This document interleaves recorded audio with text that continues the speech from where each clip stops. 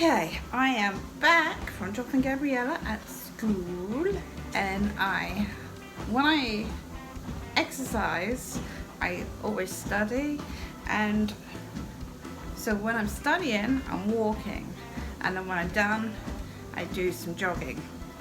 And I've just finished a book for my revolutionary class, Era of Revolution. It's called Revolutionary Mothers by Carol Birkin, and it's really good. I will put a link down below so you can have a look.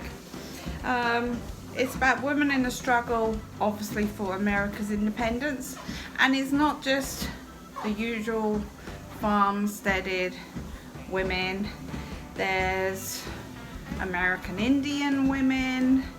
There's a woman called Deborah Champion, who the same year that Paul Revere did his ride, she did a very dangerous horse ride to get intelligence to George Washington in Boston.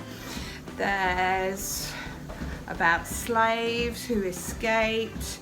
One called Dinah and Hannah, they escaped with Cornwallis's army from the linen plantation.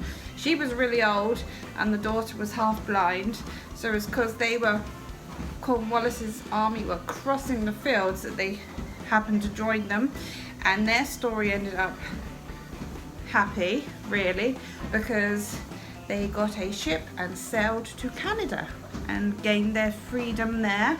Many obviously didn't.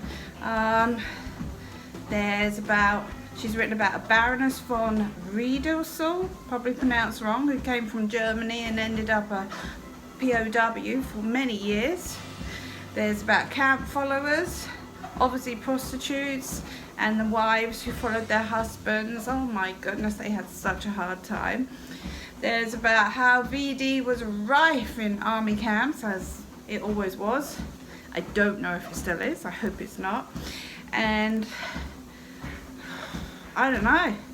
And how rape was rife, but the shame of reporting it, they just didn't report it, and the only time it came out that you've been raped was if you got pregnant or you died of venereal disease.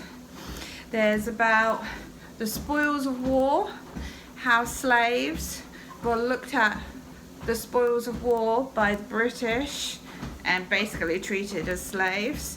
How women were looked at by the spoils of war as the spoils of war, and Lord Rodham openly said women were the spoils of war and accepted his men's treatment of them, e.g. raping, with humour.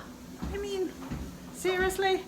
How the Revolutionary War changed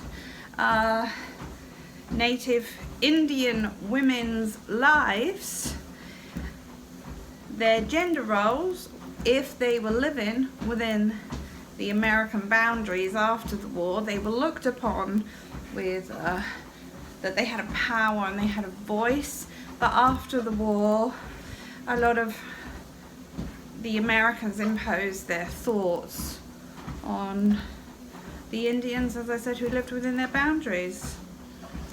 And lastly, I want to say Molly Brunt. She was born as a Mohawk Indian, grew up with an Iroquois, sorry about the pronunciation, form of Christianity, and was sent to a white school for education and married a Sir William Johnson. And so two British and Indian merged together, and they were really, really happy. He died and she continued on the British side doing what she could for the revolution, but had to leave in the end. But this book is so good. I have to say, I've only read it for a book review, and I'm looking forward to writing it. I really am. For my book reviews, I try to choose books which are slightly different, and I always try to choose them from a woman's perspective, because I don't prefer that part of history. I just enjoy studying the women's area of history, and not Not rich women, not royalty, but just normal women like you and me, if anyone's actually watching this. And on that note, I will go because I actually have to jog and exercise before I go off to class. See you later.